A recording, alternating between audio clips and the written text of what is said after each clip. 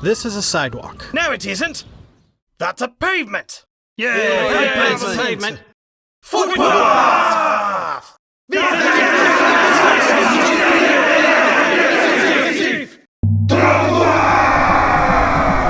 Okay, this is what, in America, is called a sidewalk. It's the space between the roadway and the property line that is primarily intended for pedestrians. They usually have a curb, but sometimes are distinguished by different materials or are separated by posts. Now that we know that, let's do a quick-fire round to see what is and is not a sidewalk. Yes, no, yes, yes, no, no, no, yes, yes, yes, yes, yes, no, no, no, yes, yes, no, yes. Now that we know what it is, let's talk about what makes a good one.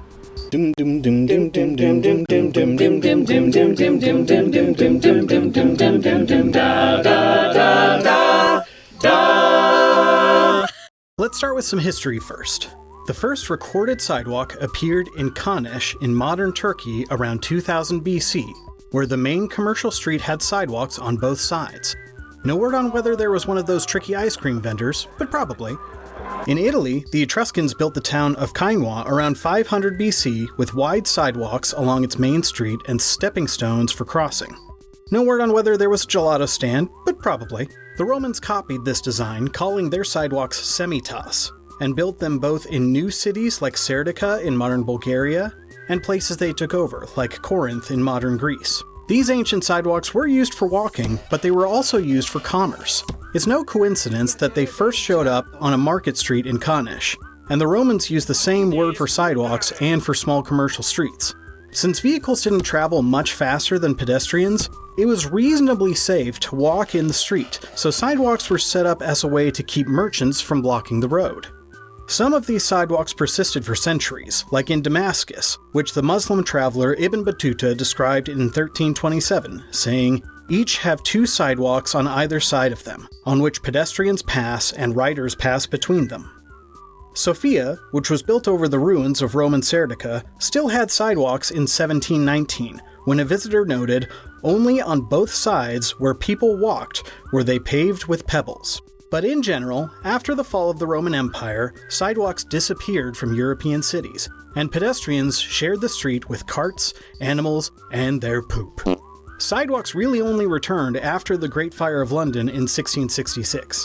In 1671, regulations were passed that required sidewalks to be paved in Purbeck limestone and set apart from the roadway by wooden posts. This was updated by the Paving Act of 1765, which required sidewalks with curbs. Curbs! Isn't that what I said? Yes, but we spell it like this. Okay. Anyway, the posts separating the sidewalk were often removed at this point. Changes had also been happening in Paris. In 1670, King Louis XIV tore down the northern city walls and replaced them with a promenade for carriages and pedestrians, who were separated from each other by rows of trees. This section of the wall had been called the Grand Boulevard, which comes from the same root word as bulwark, and gave us the word boulevard. Oh, I get it. Sounds like the other thing. In the 1830s, the Comte de Rambuteau redesigned the Grand Boulevard and the Champs-Élysées. He kept the French street trees, but added the English curbs and pavement, creating the modern sidewalk. Rambuteau took Paris from 267 meters of sidewalk in 1822 to 260 kilometers of sidewalk by 1848. Around this time, sidewalks also became common in the US. For example, in 1851, Salem, Oregon required that all new streets have sidewalks. At the time, they were often built of wood. The purpose of these early modern sidewalks was much more explicitly for walking than their ancient counterparts, and eventually this became the law. In 1885, the California State Supreme Court determined that the sidewalks of the public street of a city are parts of the street. Any obstruction of the sidewalk is therefore an obstruction of the street and a nuisance. Los Angeles and other cities quickly adopted laws that curtailed commercial uses on the sidewalk. By the 1890s, concrete sidewalks were becoming common, while roads were still primarily gravel. At this point, pedestrians were still allowed on the road, but began to prefer the sidewalks, which were cleaner and safer. Well, there's barely any poop here at all. In the early 1900s, the murder bucket first appeared on the street. Oh, these are murder buckets, by the way. I call them that because of the whole "they kill 1 million people worldwide every year" thing. Anyway, just as today, many early murder bucket drivers were very bad at driving. People bought murder buckets because they could go faster than horses and carriages. On a country road, this is fine, but in a city, there are other people on the road. If you hit those other people with your murder bucket, they tend to die. And at the turn of the century, this was nearly always seen as the driver's fault. Rather than relegate pedestrians to the sidewalks, early laws limited the murder bucket, as they were the ones doing the murdering. Speed limits were often set to 10 to 20 miles per hour or even lower, and people proposed speed governors that would not allow cars to go over 25 miles per hour. In 1923, 42,000 people in Cincinnati signed petitions for a local ordinance requiring speed governors. City murder bucket interests organized a well-funded Vote No campaign and defeated the bill, teaching the murder bucket industry that they could get a lot done through lobbying and social engineering, and a new word was catching on that would help them. On June 28, 1905, the Junction City Union newspaper of Junction City, Kansas, referred to drivers who drove on the wrong side of the road as J drivers. In October of 1905, the Kansas City Star newspaper adapted the term to describe people who didn't stick to the right side of a crowded sidewalk. They called them jaywalkers. Originally, the term only applied to pedestrians who lacked sidewalk etiquette. But by 1913, drivers were using it to describe anyone who got in the way of their enjoyment of their murder buckets. Public safety campaigns, which had previously focused on the dangers posed by drivers, were taken over by the murder bucket lobby, who used them as opportunities to embarrass and shame jaywalkers, otherwise known as regular people using the street the same way they always had. In 1922, the Automobile Club of Southern California put up signs saying that jaywalking was prohibited, even though at the time there was no law against it, which some of us may call a lie. In 1924, the Los Angeles Traffic Commission, made up primarily of murder bucket interest groups, drafted a traffic ordinance that would make jaywalking a crime. It was adopted by the Los Angeles City Council and went into effect the next year. Similar ordinances spread throughout the country, forcing pedestrians to stick to the sidewalks. At the same time, sidewalks were often narrowed to create more space for murder buckets. Nowadays, we're beginning to learn that allowing murder buckets to dominate the street is a bad idea, and in fact, there are numerous benefits to sidewalks, especially if they don't suck. Probably an obvious benefit is that sidewalks provide a safe space to walk. While pedestrians can walk on the edge of the road with no sidewalk, a street with a sidewalk is 88% less likely to have a pedestrian vehicle crash than a street without one. People who feel safe are more likely to walk, which has various health benefits. Walking instead of driving reduces murder bucket congestion and CO2 emissions, and improves concentration for school kids. It's virtually free, making it more equitable than any other form of transportation. Sidewalks cost less to build than roads, but provide up to 10 times the increase in tax revenues for cities. Improvements to sidewalks can increase the number of people using local shops by up to 40%.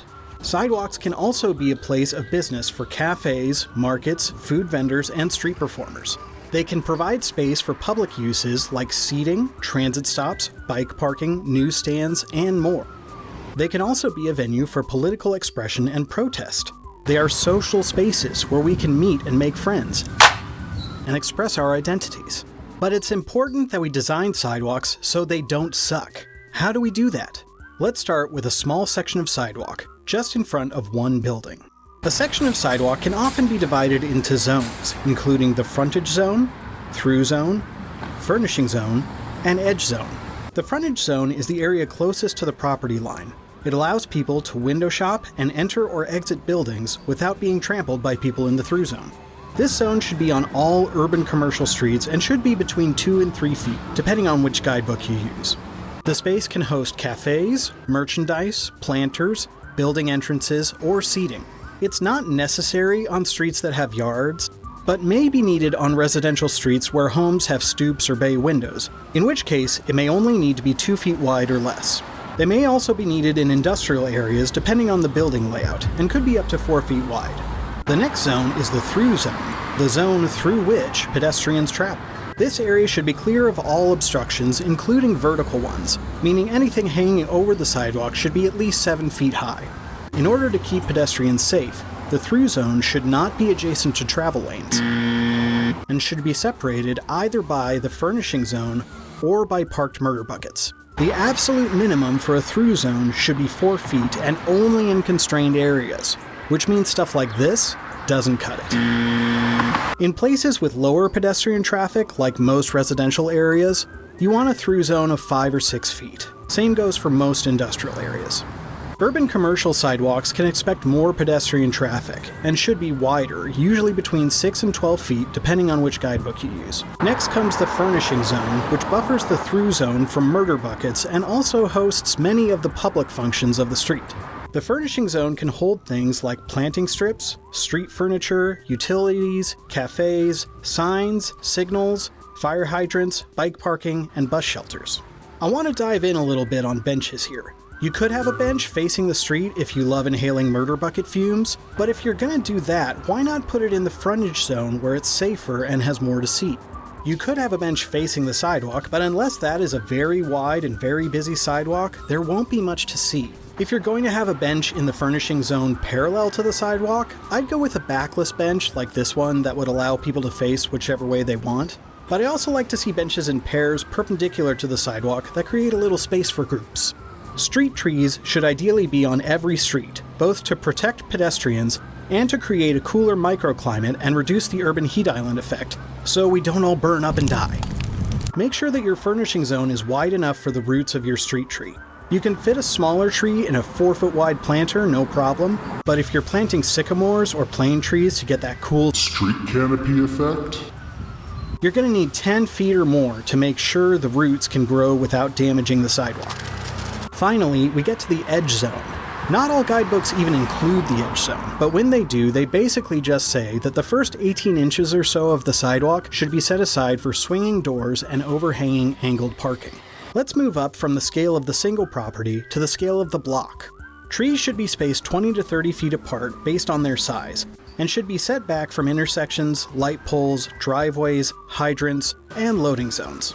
Sidewalk lighting should be spaced 20 to 40 feet apart to provide even illumination. Sidewalks should continue at grade with the same materials across driveways and alleys to indicate pedestrian prioritization, rather than being cut to accommodate driveways. Sidewalk ramps should be perpendicular to the curb, and there should be one for each direction. Corner ramps that serve more than one crosswalk should be avoided, because they're terrible.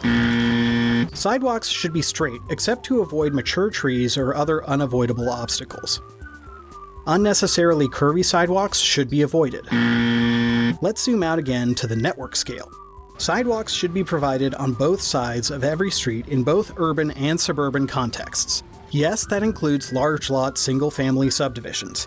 Yes, that includes strip malls. Yes, that includes industrial and office parks. Because even though these places are designed for murder buckets, every once in a while there will be someone who walks from a bus stop, or whose murder bucket breaks down, or who's too drunk to drive, or who's too old to drive safely, and they should be able to walk just the way they would in an urban environment. The only exceptions should be in places where people don't have a need to access one side of the street, like if it parallels a canal, wall, or railroad. Similarly, every sidewalk where it intersects a street should include curb ramps. Pedestrians should be able to cross any street safely at any place where a murder bucket can cross it. This shouldn't be a thing. Now that we've covered design, let's come back down and focus on construction. First of all, through zones should be maintained through construction. This also shouldn't be a thing. If a developer needs uninterrupted access to a building, they should be required to provide an alternative route that does not involve crossing the street. Many cities allow the parking lane to be removed to allow a through zone during construction, which is great because if the building isn't in use at the moment, who's going to park there anyway?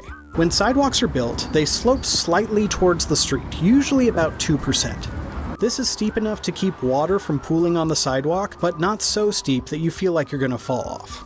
Try to avoid grades greater than 8%. If a road is very steep, consider building a stairway instead of a typical sidewalk. Concrete is the most common sidewalk material as it is fairly easy to work with and can be made slip resistant. It can be pigmented, use exposed aggregate, or can be scored to look like pavers or bricks. Real brick is also a common material, but care needs to be taken to avoid settling, root heaving, and anything else that will send your grandma sprawling across the sidewalk. Other paving materials can include pavers, flagstones, or stone slabs. Cobblestones, blockstones, Belgian block, or sets can be used in the furnishing zone, but should not be used in the through zone as they present tripping hazards. Curb construction can vary regionally. You can find cast concrete curbs almost anywhere. In the Northeast US, you'll also find cut granite curbs.